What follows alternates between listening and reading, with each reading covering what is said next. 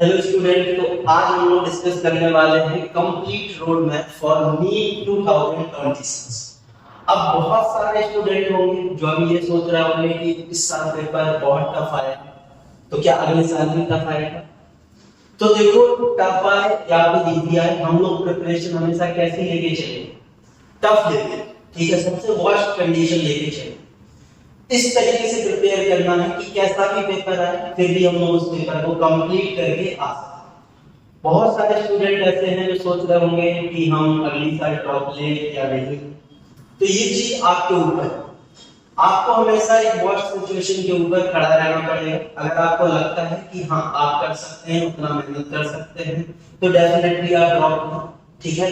किस तरीके से पढ़ना है उस चीज पे भी ध्यान देना होगा, क्योंकि देखो गधों की पढ़ने से सिलेक्शन नहीं है, स्मार्टली आपको पढ़ना पड़ेगा। अप्रॉक्स कम से कम 10 घंटे तो आपको पढ़ना ही पड़ना, ठीक है। तो कंप्लीट हम लोग यहाँ पे बात करने वाले हैं कि किस तरीके से हम लोग प्रिपेयर करेंगे, किस तरीके से हम लोगों को पूरा कंप्लीट एक साल तक तैयार करेंगे। तो देखो कुछ पॉइंट है जो आपको याद रखना है। जैसे सबसे पहले हम लोग बात करते हैं, कोई भी सब्जेक्ट हो, चाहे वो हमारे पास फिजिक्स हो, चाहे वो हमारे पास फिजिक्स हो, चाहे हमारे पास केमिस्ट्री हो, चाहे हमारे पास बायोलॉजी,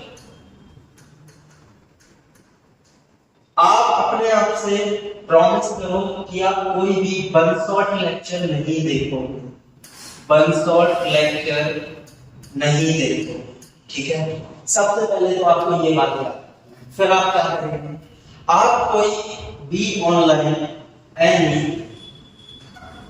परचेज, या फिर हम लिख सकते हैं परचेज एनी कोर्सेज, ठीक है, परचेज एनी कोर्सेज। अब या तो आप ऑनलाइन परचेज कर सकते हैं, या फिर आप कोई ऑफलाइन कोचिंग में जाके वहां से प्रिपरेशन कर सकते हैं, ठीक है। आपके पास ऑनलाइन में मल्टीपल ऑप्शन, जैसे आपके पास पीडब्ल्यूबी है,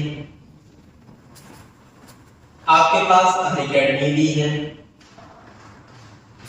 आपके पास अदर इंस्टीट्यूट अड्डा 24/7 हो गया, वेदांतु हो गया, मल्टीपल आपको कोर्सेज मिल जाएंगे, मल्टीपल बैचेस मिल जाएंगे।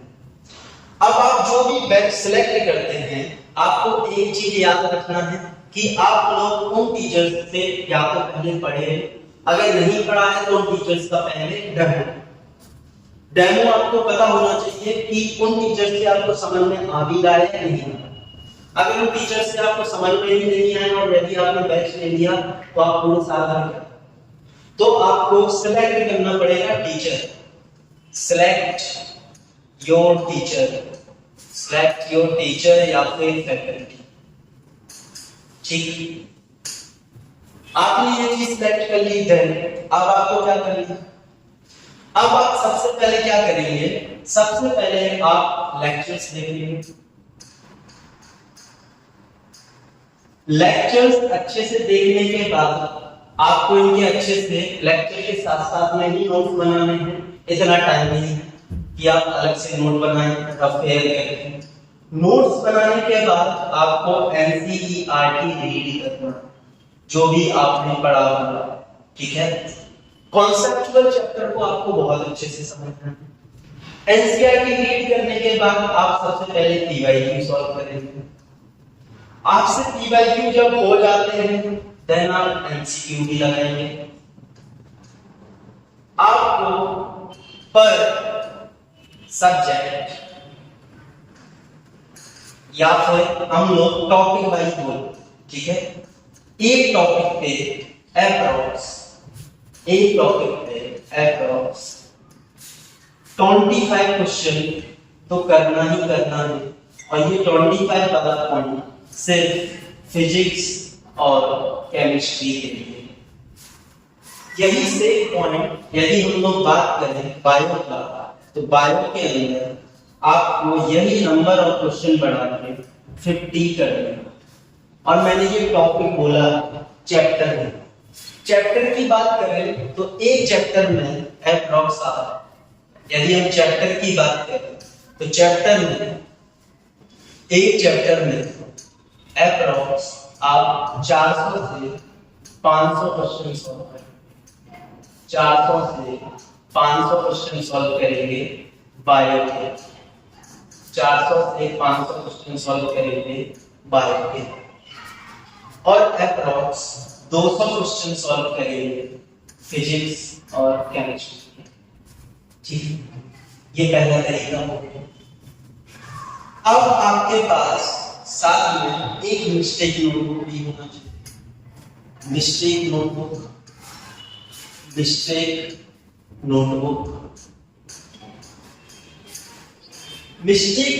के अंदर आप क्या करेंगे, उन क्वेश्चंस को लिखेंगे जो हार्ड क्वेश्चन है,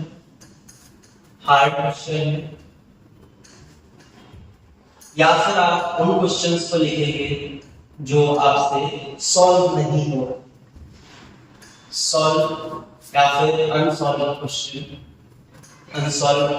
क्वेश्चन को आप यहाँ पे लिखेंगे और उनका सॉल्यूशन भी वहां पे लिखेंगे और इन क्वेश्चन को आपको बार बार रिवाइज भी करना, रिवाइज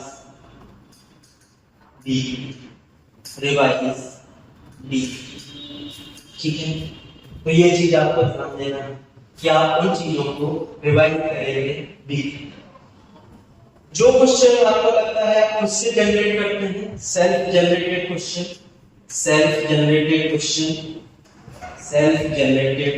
क्वेश्चन, उनको भी आप यहाँ पे लिख सकते हैं, सेल्फ जनरेटेड क्वेश्चन। उसके अलावा आप एक नोटबुक और बनाएंगे और ये नोटबुक होगा टेस्ट नोटबुक।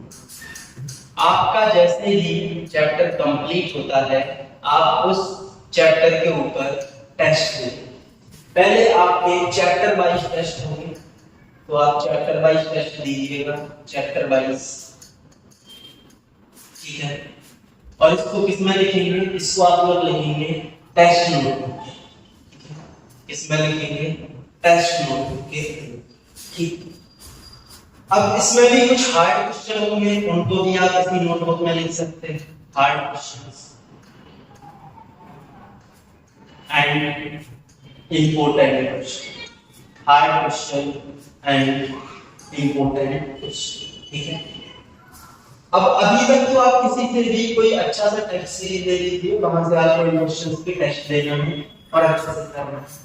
आगे जाके आपको टेस्ट देना बिल्कुल नहीं छोड़ना है। देन आप टेस्ट कैसे दोगे, पहले आपने टेस्ट दिए यहाँ पे चैप्टर वाइज टेस्ट,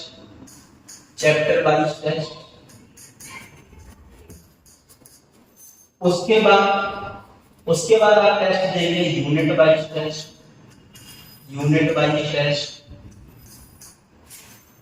फिर आप टेस्ट देंगे कंप्लीट 11th टेस्ट,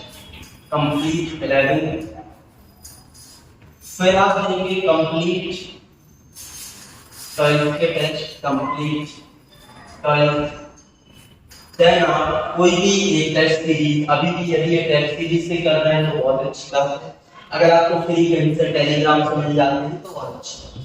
देन आप एलन का टेस्ट सीरीज ले सकते हैं लास्ट में, एलन टेस्ट सीरीज, क्योंकि ये ऑल इंडिया लेवल वाली टेस्ट सीरीज रहता है। और ये आप लीजिए ऑफलाइन।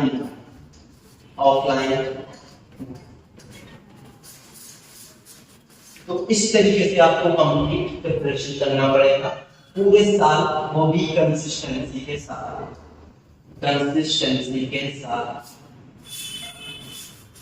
कंसिस्टेंसी बहुत जरूरी है। अगर आप कंसिस्टेंट नहीं हैं तो आप प्रिपरेशन नहीं कर सकते। आपको 10 से 12 घंटे डेली पढ़ना पड़ेगा। शुरू में आप 8 से 10 घंटे, ठीक है, तभी आपका सिलेक्शन होगा। आप टीचर ऐसे सिलेक्ट कीजिए जो फिजिक्स को अच्छे तरीके से पढ़ाते हैं, जैसे प्रतीक सर है, अनअकैडमी पे आप उनसे पढ़ सकते हैं। ठीक है, पीडब्ल्यू के बहुत सारे टीचर हैं जो अच्छा पढ़ाते हैं, आप उनसे पढ़ सकते हैं। लेकिन आपको जेईई लेवल का थोड़ा सा पढ़ना पड़ेगा, फिजिक्स केमिस्ट्री, तभी होगा। ठीक, बायो में आप लोग कोई भी एनसीईआरटी का लाइन मिस नहीं करेंगे, चाहे वो समरी का लाइन हो, चाहे वो एनसीईआरटी शुरुआत में कोई लाइन दिया हो या कहीं भी दिया, ठीक है। तो ये सब पॉइंट्स आपको ध्यान रखने पड़ेंगे, तभी आप एक अच्छा स्कोर करेंगे, ठीक। तो इन चीजों पे ध्यान रखिए और कुछ इसी तरीके से आप कंप्लीट एक साल तक तैयारी कीजिए। मैं भी बहुत सारे वीडियोस डालूंगा जिसमें टेस्ट के भी वीडियोस होंगे, जहाँ पे हम लोग पेपर भी डिस्कस कर रहे होंगे, चैप्टर भी डिस्कस कर रहे होंगे, ठीक है। तो आप अपना जो भी तैयारी है उसको कंटिन्यू रखिए और मिलते हैं आपको नेक्स्ट वीडियो के साथ। Thank you so much.